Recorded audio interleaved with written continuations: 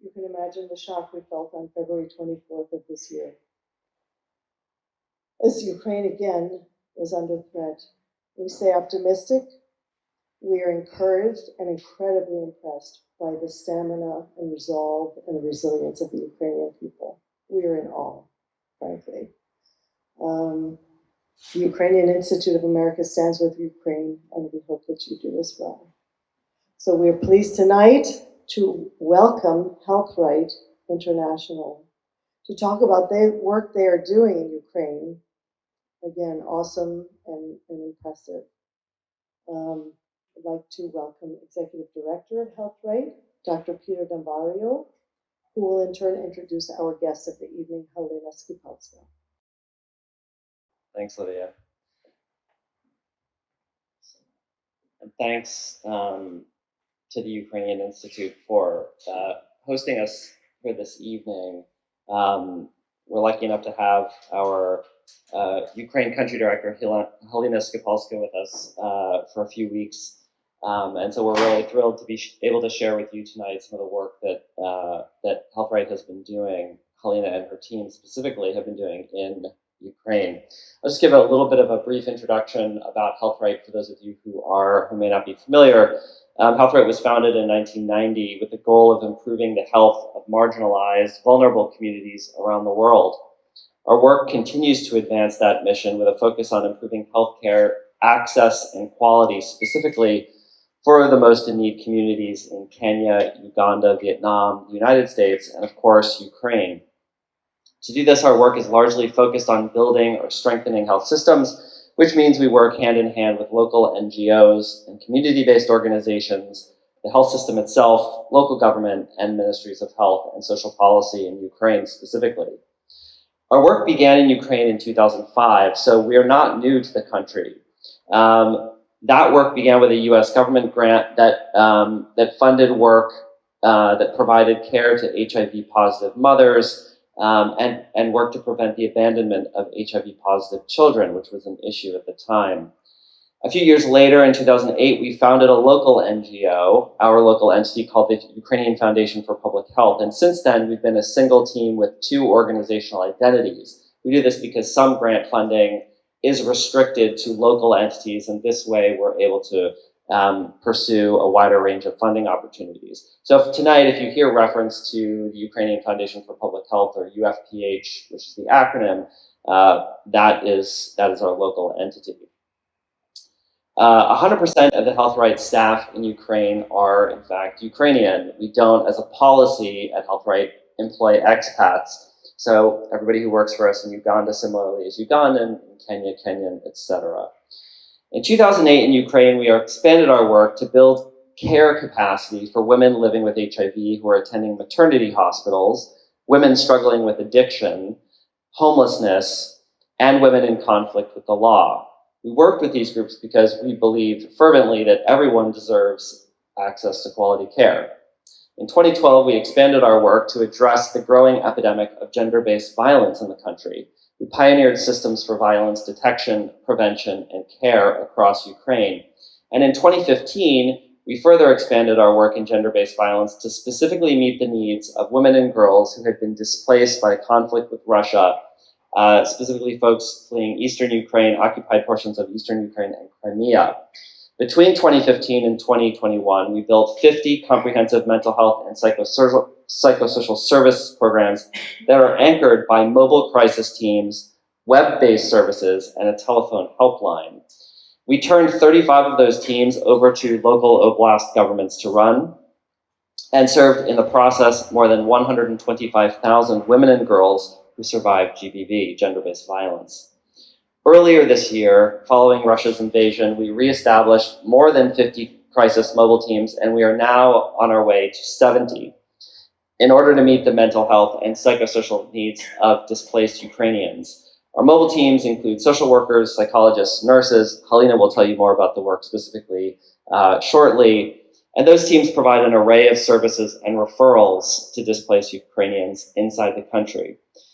In just the past few months, we've doubled the size of our team in Ukraine from 150 in January to more than 300 today. And in just the first 5 months of work, we've served about 95,000 Ukrainians in such a short period of time. Beyond this, we've helped deliver reproductive and maternal health kits and other essential supplies, and we're working closely with government at shelters, clinics, and displacement centers to provide services there as well. We're very proud of the difference that we've made in the lives of hundreds of thousands of Ukrainians since we started working there in 2005. We're very proud of our team on the ground today and the team here in New York and around the world that support our Ukrainian colleagues unconditionally. And we're very proud to be one of the very few international NGOs that is working to meet the needs of displaced Ukrainians inside the country. I'm personally very proud of our amazing country director, Halyna Skipalska, who is here to speak with us tonight. So with that, I'll turn it over to Halyna. Thank you.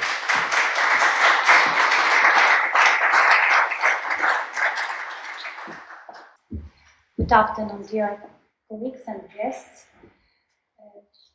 It's an honor for me to be here to speak to you. And today I will not speak only about achievement of HealthRight work, HealthRight International work in Ukraine. I would like to bring your attention to the challenges which face my country.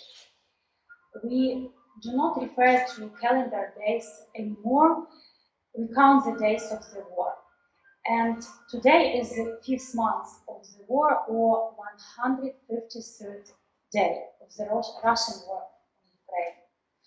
On February 24th, like most Ukrainians, I woke up because of hearing large blasts in the city, and it was 5 a.m. I couldn't believe that it happened in a European country and in the 21st century.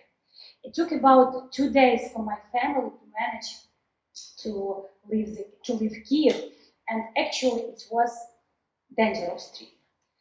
Now I would like to show you a very short video filmed on that days at the beginning of March. However, the video describes the horror and fear we have been experiencing for 5 months very well. We feel actually unsafe in every city of Ukraine every day.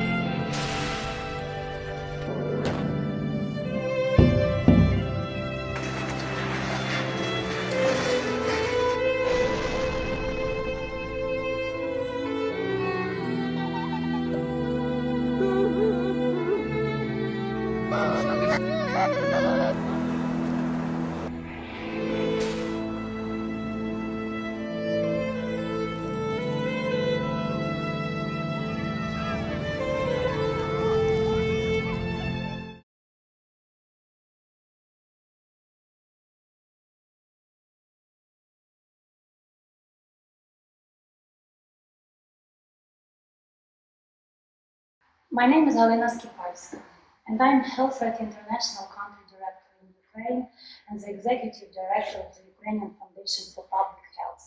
For more than 20 years, I have been trying to make this world better, to make Ukraine a better country where human rights are meaningful and ensured, where the right to health is transformed into longer and happier lives. All these efforts, as well as the work of hundreds of my colleagues from various sectors of public health in Ukraine, have been wasted and ruined by this imperialistic and unjustified war. We face absolutely new realities that are still not well understood and addressed. In this context, all our efforts are applied to address the emerging health risk for millions of displaced people, and half of the population of Ukraine that has been already directly affected by the war.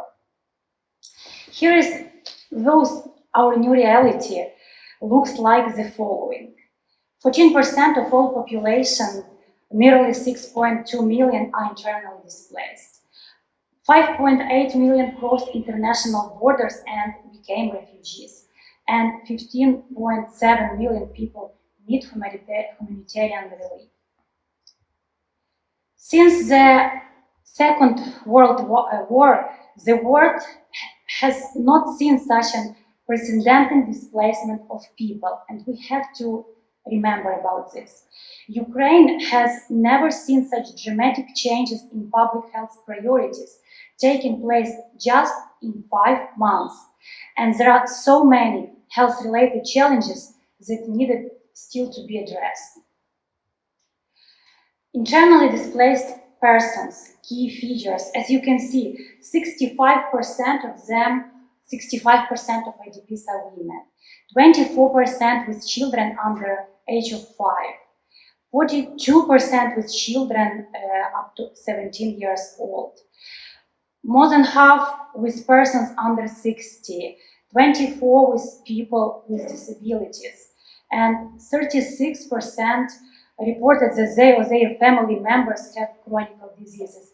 It's just recent data from International Office of Migration and published at the end of June.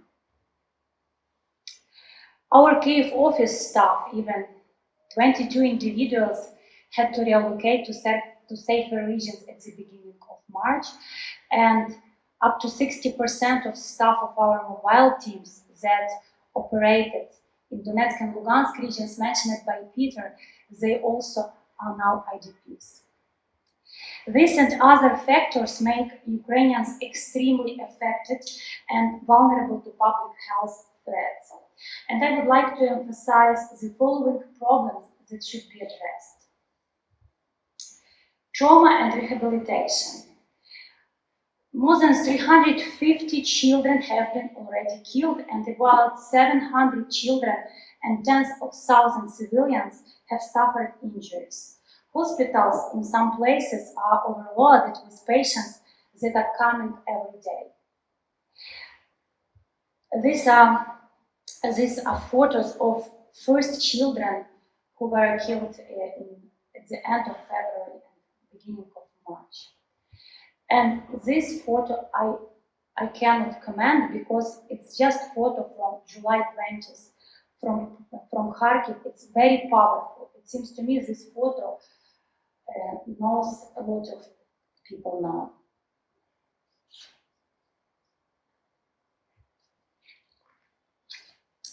Destroyed hospitals infrastructures caused disrupted specialized and primary healthcare to hundreds of thousands. As of 10 of July, the WHO has verified more than 370 attacks on healthcare facilities, medical transport, supplies, medical personnel, and patients, resulting in 79 deaths and injuries. This is EPI health-related data from UM survey that 14 of types of medical. 14 of respondents report a lack of access to healthcare services and medicines, and among all responders, 23 indicated that they or someone within their family had to stop using their medication because of the war. Non-communicable disease. The war has broken, hampered, or disrupted medical supply chains. Thanks only to the support from donors and international organizations like WHO, UNICEF, people with diabetes, those who are on hemodialysis, and certain group of cancers patients receive life-saving medicines and treatment in Ukraine or in Europe. Cardiovascular diseases.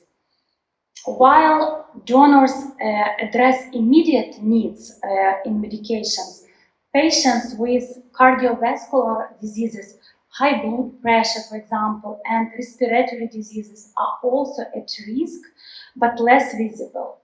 And as long as this war continues in Ukraine, as long as we wake up from the air raid sirens at the night, this risk will remain high. Vaccine preventable diseases. Millions of children are at risk of missing their routine vaccination, which will increase, of course, vaccine preventable diseases in the future. With our mobile teams of psychosocial support, we encourage and assist families with children to schedule vaccination for children and receive consultations with general practitioners. Nutrition. A majority of IDPs in Ukraine, 44%, are currently living in rented dwellings, and almost a third are staying in a place that belongs to family or friends.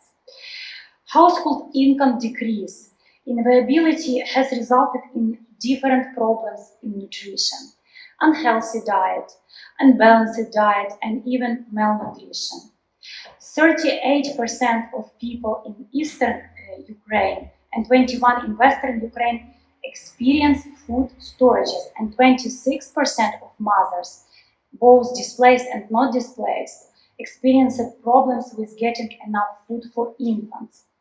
And this is data from Ukrainian territory. We don't have information what happened, how it is real situation in temporarily occupied cities like Mariupol, or cities in Lugansk region, or even Kherson region. This is photo actually from, this is photo from Bucha. And usually when city is occupied, it looks like this. Disrupted education cycles pose significant risks for children of all ages, from social integration and mental health to low motivation and poor educational achievements. Here is also data from IOM report that shows that 8% of IDPs reported that their children had no access to educational since February 24. So it's about 10%, it's about each 10th. In here, it will have a long-standing negative impact on the lives of Ukrainians.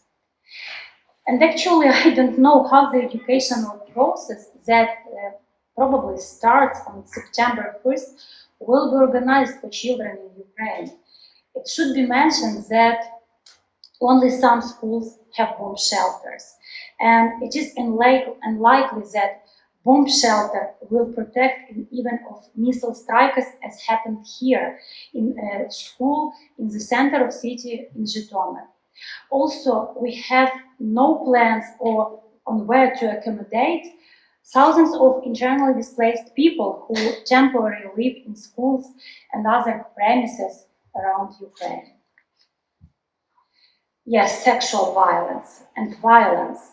After horrific pictures from Bucha, Irpin, and awful testimonies of rape survivors, the civilized world should consider the creation of a new terminology of these war crimes of Russia in Ukraine.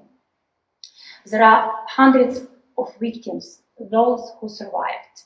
Today, we manage at HealthRight International cases of 16 sexual violence survivors, including a 14-year-old pregnant girl.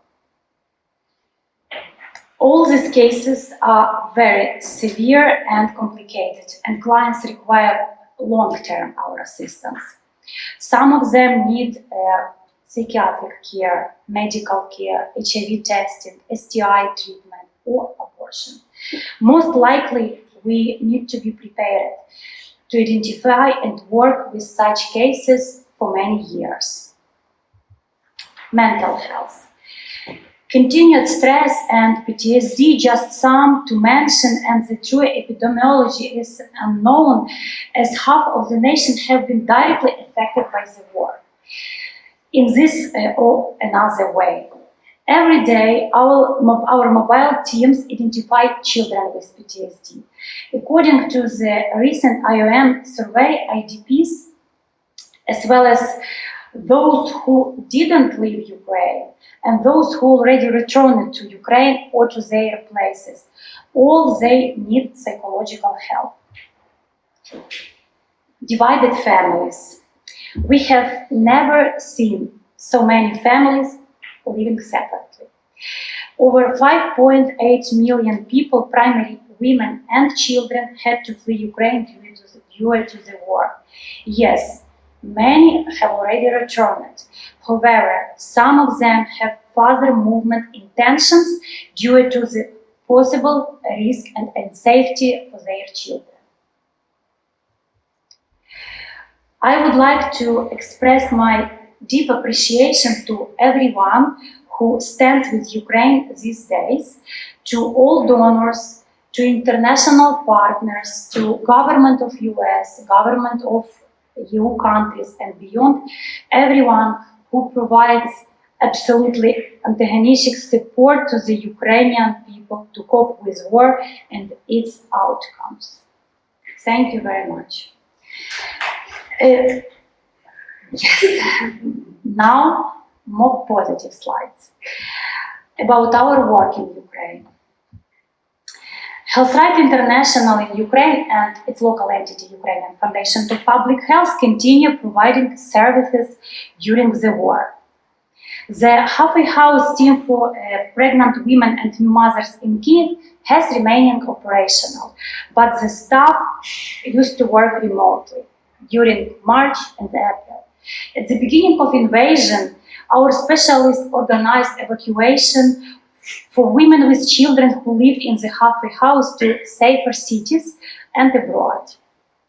Following Russian invasion, HealthRight Service Center team has also switched to remote work to provide crisis support. It's especially support women with children in difficult life circumstances, adolescents, families repatriated from Syria, and evacuees. Our clients receive psychological, legal, humanitarian aid and assistance. Since the end of February, HealthRight Service Center started to provide in-person services. Also, our gender-based violence psychological support mobile teams, supported by UNICEF, remain operational in eastern Ukraine. Before the war, they helped to GBV and domestic violence survivors.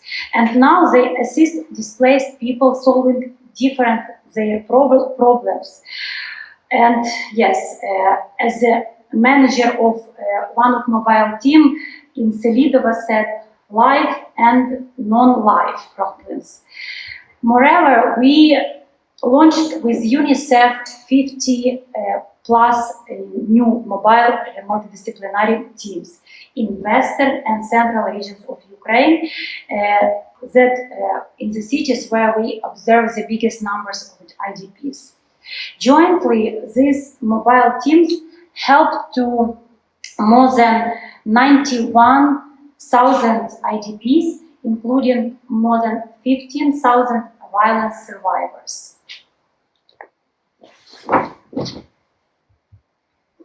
Support Me online platform that provides adolescent health advocacy, online and social resources and peer-to-peer support for HIV, COVID-19, sexual, reproductive and mental health through its website and different social media channels like Facebook, Instagram, Telegram, Viber. In 2021, Support Me became a critical humanitarian crisis resource for us of psychological support and information for adolescents and also their parents. More than 500 adolescents obtained psychological support and consultations only during this wartime. Since the Russia invasion in February 2022, the number of psych visitors has increased by 129,000 individuals.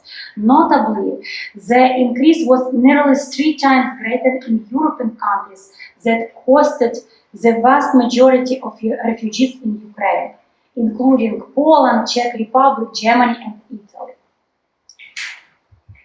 In April 2022, we also launched another virtual platform called Safe Women Hub and its social media channels like Facebook, Instagram, and Telegram to enhance safety, security, and mental health for dislocated women and girls, and also to prevent sexual violence, sexual exploitation, and trafficking. Since then, more than 561 women received our services, and 16 women survivors of sexual abuse received psychological and psychiatric care. We have ambitious plans how to help people in need in Ukraine. As a public health organization, we will have to develop and adopt new strategies and practices to do this.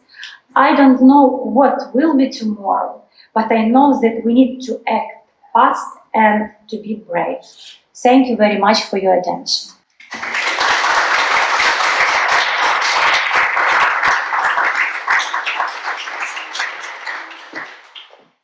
So we are going to now, I think Halyna and I are going to have a little conversation and just talk a little bit more about how her team works, what the challenges are, what sort of day-to-day life is about.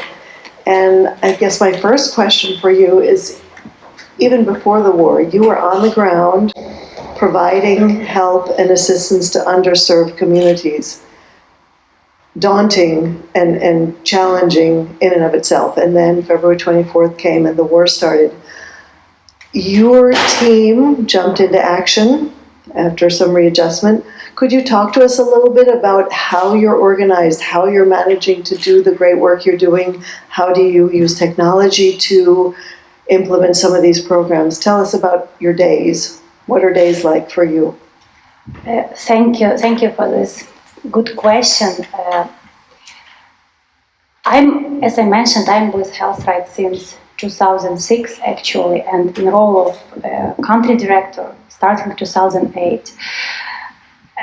All these years we worked in Ukraine as a professional organization which brought some models of work and made this model sustainable.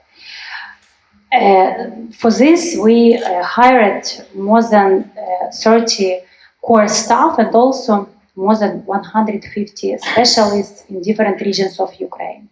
But when war started, we understood that we have to do reprogramming of our work very quickly. We have to switch our work to more humanitarian, which actually was new type of work for us.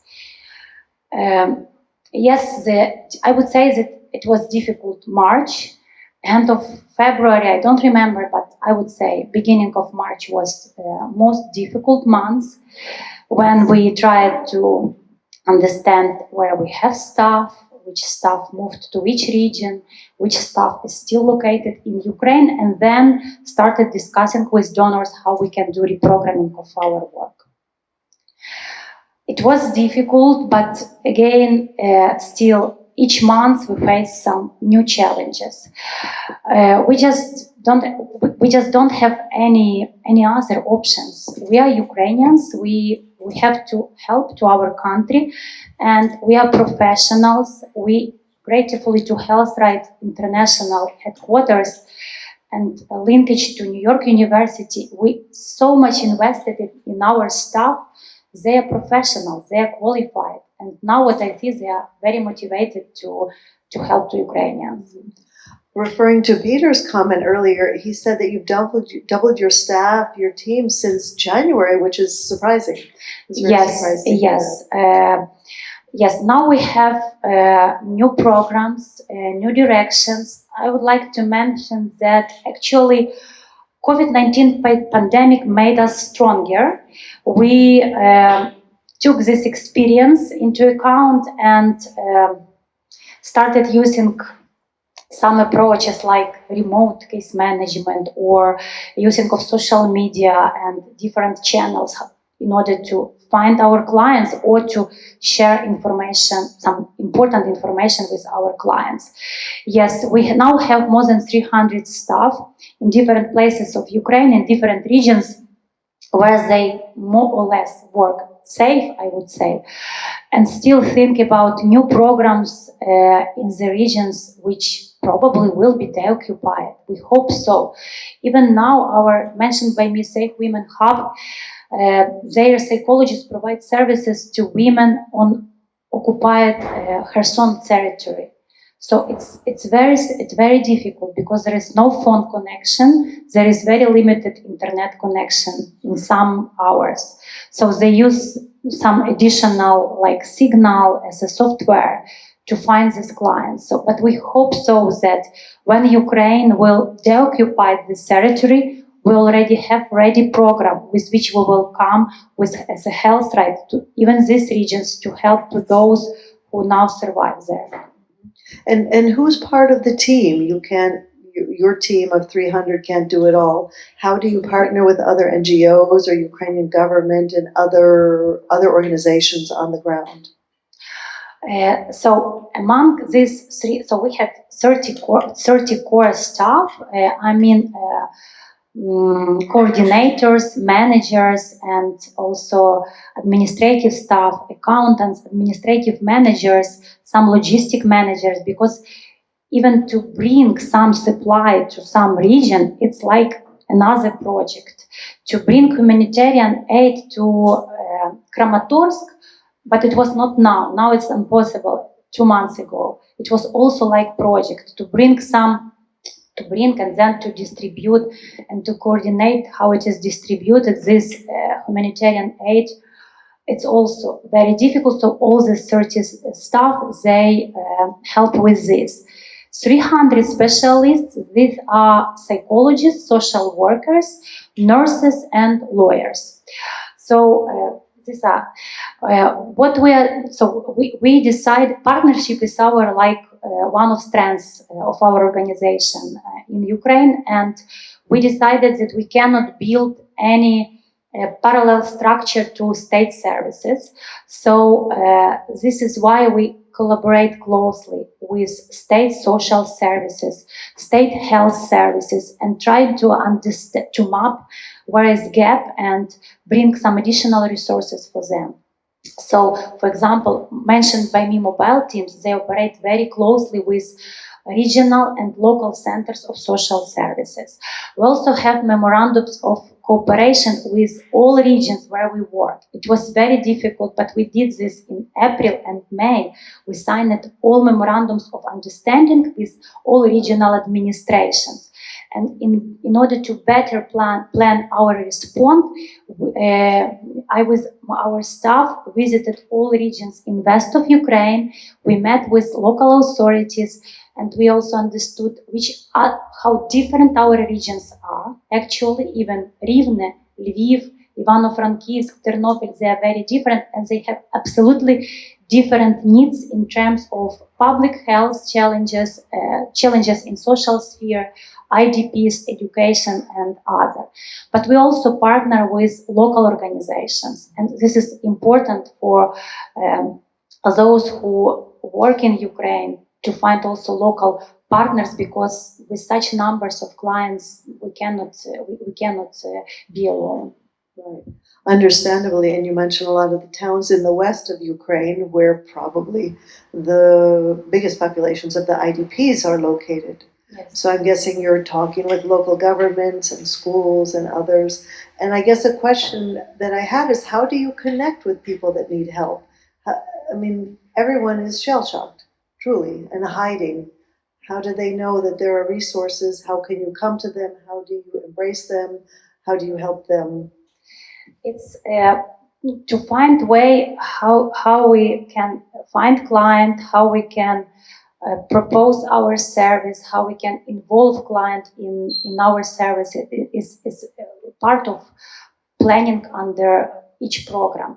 So, for example, in case of women who survived violence, and I told about this many times to journalists, that we cannot just announce that you are a survivor, please contact us. No, this is why we decided to launch this online platform and to propose broader services, psychological, social, referral through different social media and channels. And then clients, usually during third or fourth meeting with psychologists, they can say about some other deeper problem. In another case, mobile teams of psychosocial support. Idea is of these teams to bring service closer to clients. So when we have clients in internally displaced centers, in shelters in western of Ukraine, then we decided that these clients will not come to us. Maybe they also will not use social media to look for help. So this is why mobile teams, they work in another modality. They bring service to client. In case of clients who, for example, are still in evacuation, who try to get to abroad, mobile teams, they also work on the railway stations. They used to work, now less, in some only cases, in the borders, in the checkpoints at the borders with European countries. You mentioned the borders. Have you seen what's the feeling in general? I mean, this is not necessarily for your services, but what's your sense of people who are moving? Do they want to go home? Do they want to, escape to the West? I mean, I would say, may not be nice to say, but a decade ago, the dream of coming to the U.S. was there. My sense today is that it's not such a big dream. People would rather go home. I don't know, but I'd like your take on that. Yes, it's also a good question. So our observation is that people would like to live in their homes, in their country, and they will do everything in order to return to Ukraine. Numbers which I showed that you saw that about 5 million Ukrainians already returned from Europe and also from other places where they were displaced in Ukraine. So Ukrainians, most of our clients, our staff, they dream to return, but of course they would like to have safe space where to return. What I also can emphasize that for some people, it is difficult even to take decision to go in Europe. I tell you about one school which is located near a place where was my apartment in Lviv, and there were more than 100 IDPs from Stanitsa Luganska. They don't have, there is no such town on the map because everything was destroyed, and I absolutely understand that these people have no choice where to return. But at the same time, on my question, why they do not, to our specialists, to our social workers, why they do not take like decision to go abroad to some other places, the answer was such that we have to take into account that Ukrainian is very different, and people who lived in different regions are also very different, and person should be very brave to take decision to go abroad, to start new life there, and especially to go to US and start new life here. So it's huge question. I only can assume that in case of escalation of conflict, there probably will be more people who will take decision to go far from Ukraine, even outside of Poland, far from Europe, and probably to US, unfortunately. But we hope that there will not be escalation, that we will win this war, and all our Ukrainians will return to Ukraine. Just a little digression. My personal experience, actually, just hearing people that had been trying, family members, friends who had been sort of thinking of trying to come, getting papers, doing anything that was necessary, now lost all interest. They want to stay. They want to go back home. I mean, it's pretty stunning. We're 5 months into this phase of Russia's war, which of course we know started 8 years ago, but this hot phase. Has there been a change over the past 5 months in the type of work that you're seeing, the needs that you're seeing? What kind of evolution have you seen since kind of the shock of the beginning to now getting a little bit used to what's happening? Yes, we observe changes every month, and also these changes depend really on escalation of conflict. So if Lugansk region is occupied, for example, about 80% is temporarily occupied, then of course there are more internally displaced people who left this region and left just last moment. So this means that there is some evacuation train, they have to take this train and go somewhere with no understanding what they will do. So we observe these changes, and I really link them to the war and escalation. Also, if there happens some dramatic situation like it was Vinnytsia or Kharkiv or some other city, so of course it also influences our work. And I will be with you honest, usually during 1 week our specialists are not in resource to really work and provide service as usual. Mm-hmm. So it influences. Mm-hmm. And how, in light of all of that, how do you keep motivated? How does your team keep motivated? How do you keep going? So first of all, there is also a team of psychologists who supervise our staff. They, one time per 2 weeks usually, because we don't have more time, they provide counseling and supervision sessions to all professionals who are in our team, but also to time to core staff. Without this, I know it's difficult. So also we, and also with motivation, I have no problems. So I would tell you, all staff is motivated. People would like to be useful, helpful, would like to help to other Ukrainians, and also they are on positions which are paid by donors actually. So they are interested to have work, to have salary, and to earn money for their families, and in this way to invest in Ukrainian economy and support again country. With all due respect, I think it's probably more than economic. I mean, you are devoted people. And I might wrap up where I thought I was going to start, actually, is just to ask you personally, sort of what led you to be in this field, your devotion to helping people, your commitment to this work, which is so difficult.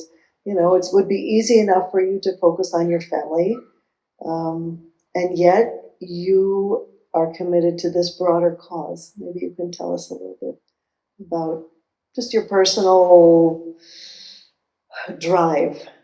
How do you get up in the morning and keep doing it? Yes, so my recipe is just to wake up and doing, and working and doing, because I don't know how to explain. I will not have family, actually, if I will not do what I'm doing. My son will not enter school at 1st of September in Kiev, one of the best schools. He is one of the best pupils in this school. My husband will join army, probably in September or October, if this war will not stop. So how I cannot be motivated? My grandmother just died because she also was, she was not able to live under all these war conditions. Grandmother, she's 70, she also don't feel good because she doesn't have near her family members who left Ukraine. Even her brother, also 70 years old, he left to Germany to some family members. So even now our families are broken, and also we will not have families if we will not find the resources and motivation to do what we are doing. I think what you told me before is there is no choice. Yes, there's no choice. And so we appreciate that. And I think maybe on that note, should we open up to some questions from the audience? Yes. I see a hand already. Thank you. Slava Ukraini! Thank you, Halyna. It's my pleasure to be in this room and to hear your presentation, which is bring us to this very, very difficult experience, very hard. So just go through it. So myself, I'm Ukrainian. My name is Ruslan. So I work with UNICEF, and we know each other for more than 15 years now. So, and one of the virtue of organization Halyna had it is from the beginning is build trust with people they work. So when I met, so the first time many years ago, I saw those girls, and women who come from underprivileged communities, and the trust to this organization where Halyna worked was enormous. And that's, I thought, that was a core for foundation of this work, the HealthRight and trust to people. So the question to Halyna now, so in this absolutely challenging, catastrophic environment, so where trust been disrupted, so in the country. We just a couple of days ago, we saw this agreement was signed, so for grain exports. So at the same day, the trust was broken. So and Odessa, so where I'm from, was bombed. So, and I wonder how you build trust with people in this condition, how you bring it to people. So, because in this environment, whom to trust, so whom to follow. So, how you convince that the work you do, they can trust you, so they can follow you, so they bring their friends, they bring their families, communities to support. That's my question. Thank you for your great work. Thank you, Ruslan, and thank you, and your wife personally that you came to support me during this presentation and event.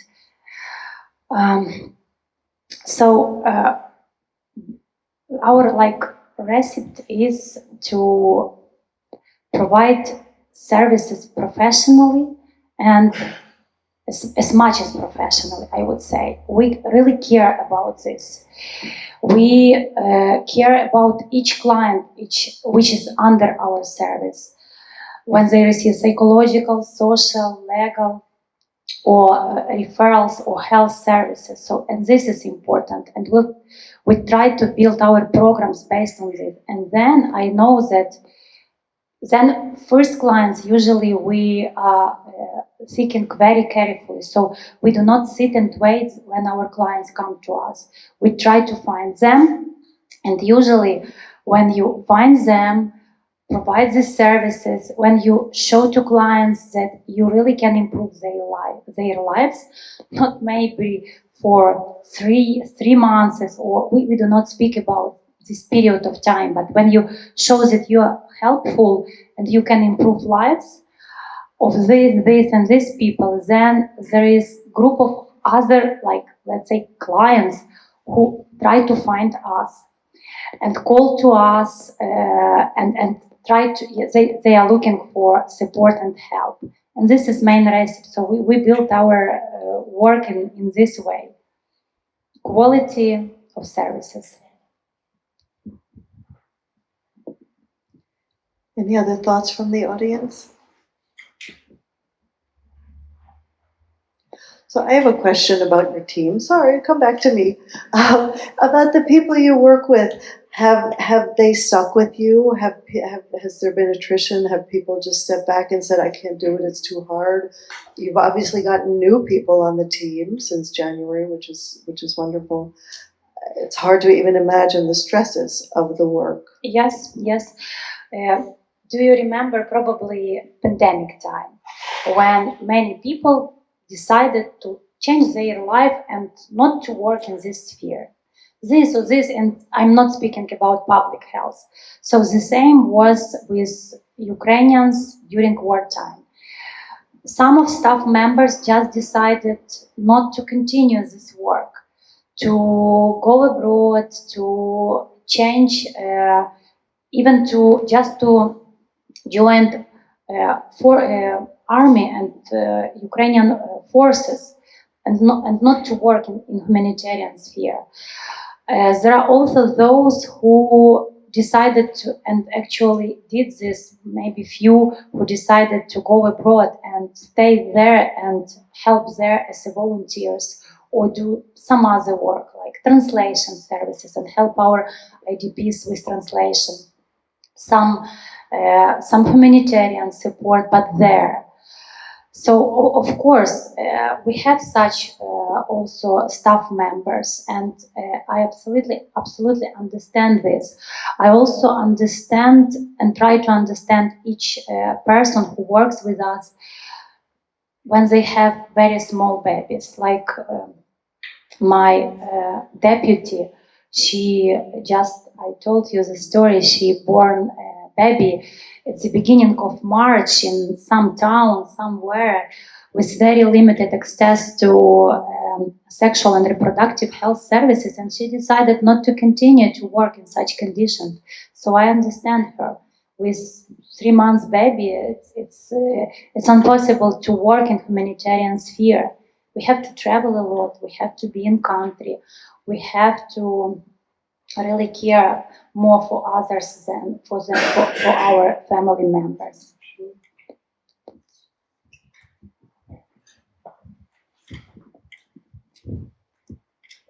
Thank you everybody. Thank you, Halyna. I have a question a little about the future. My question is, do you have a plan in your program about the future for these people, especially for like those who get raped, for example, or get PTSD? Do you have a program for future to continue after war finished, to work with them, to keep supporting them? I mean, it has any space, any place in your job, or how it works? Yes. So our now with survivors of sexual violence and rape, we have this online resource, Safe Women Hub, and gratefully to Ruslan advise how we can expand team of psychologists. We probably will do this. So I think that yes, we have planned how to expand, how to find new clients, support them, and how to expand the team of psychologists who will support these women. Also, we still have our service sites, which I mentioned, like day center, halfway house. We also are now in negotiations with some donors how to expand these models and provide specialized services for survivors there. But I would say that we also have plans for all our programs, what we will do in optimistic scenario and in not so optimistic, yes. So of course we mainly think about optimistic scenario and discover if yes, when war will end, what resources we need for development of country. And actually we need a lot of resources to rebuild Ukraine and to build Ukraine as a European country, because we still are far from Europe, actually, to tell you the truth. So probably there should be, and we already started these discussions with some donors, that we have to focus on humanitarian relief and also some development in the same time, and with additional resources start reforms in Ukraine, because many reforms didn't start. Reform of social sphere, reform of health system started and stopped when pandemic stopped, when pandemic came, then again stopped. So we have planned for our programs, but also discuss these plans with government structures. And yes, we surely we will continue to support our clients, because they are what we are mainly motivated by them.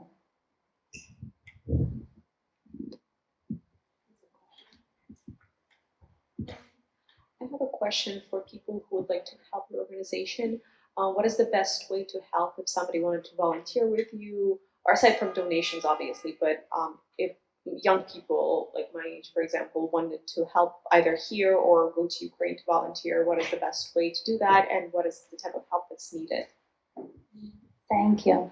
Thank you. So we are lucky that we have HealthRight International headquarters here in New York, and they work closely with New York University. So in case of volunteering, you can, after this event, communicate with my colleagues and discuss with them how it's possible to help as a volunteers. We need people who are good in translation. We also need volunteers who are interested, who, for example, study public health or some other disciplines and would like to do some research or help to Ukraine in this way also. You also can make donations. It's another level of help. You can just say to other people about our organization and about help needed by Ukraine. You can also send, like Natalia Pavlenko is doing from another partner organization. They are sending letters to their congressmen about support to Ukrainians. So you can do this also, or you can identify some small charity organization or big international organization and also donate funds to them, because needs are huge, starting from food and some hygienic things for IDPs, medicines, and up to reform, renovation of some school, for example. We need funds and supports and also different types of resources. And we'll appreciate any help you can provide to us.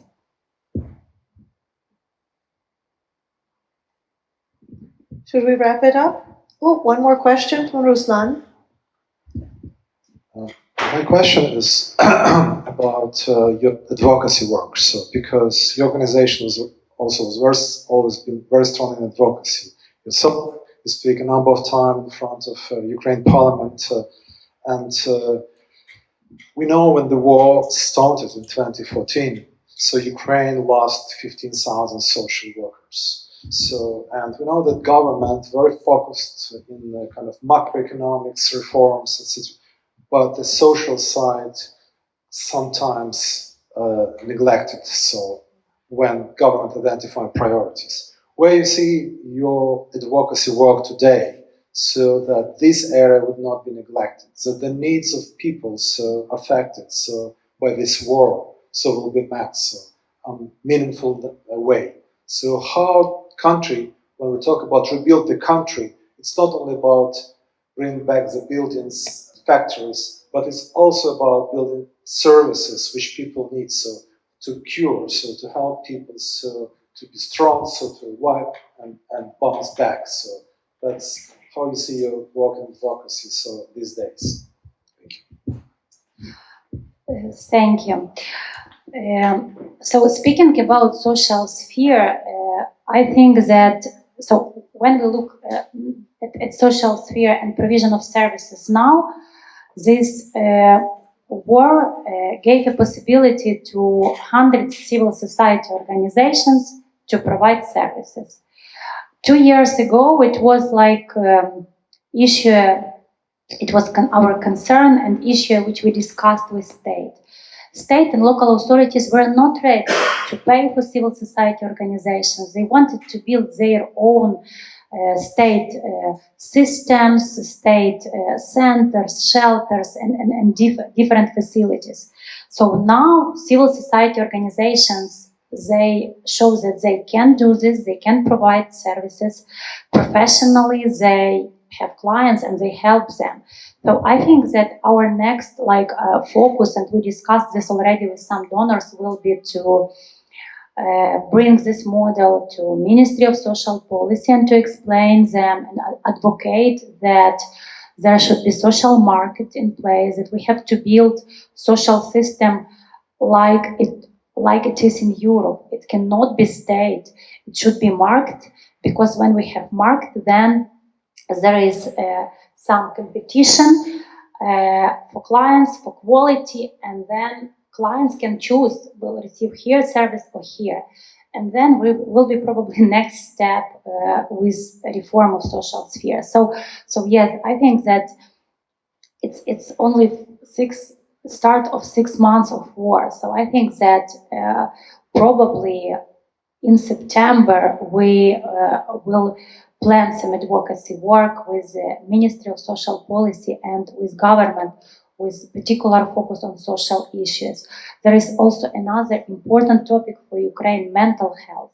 I mentioned this, and we have some initiatives. We are involved now with New York University, involved in some initiatives how to help to our government and to administration of president to pay attention to the mental health issues, and also to start some reform of this sphere, which is now divided between health system and social system. Great. I'm going to just add one more little comment before we hand the floor back to Peter. We're sitting in this room where you see all these bright posters, and this is sort of in the line of thought of what we can do and advocacy. We need to keep talking about what's happening in Ukraine, and that's the reason we mounted this exhibit here. When we first saw these posters, they're made by a group of graphic artists in Kyiv who don't have that much work right now, of course, because of what's going on. And this was their reaction to the war. And we just felt these are so powerful. You see the poppy images and the colors and the brightness, and then you look closely and they shock. And you can read about the group here. Please share the link, share the information to everyone you can. These images are being displayed all over the world, and I think they really stir you deeply in your soul when you look at what some of them depict. And this can keep the war in the public's eye. You know, we're media tired, we're getting bored of the stories every day that we see. This kind of thing can keep it out there, and they support the work and the advocacy and the efforts that real life people are doing every day to help others. So there's my pitch to keep working, and I thank you so much. I give the floor to Peter.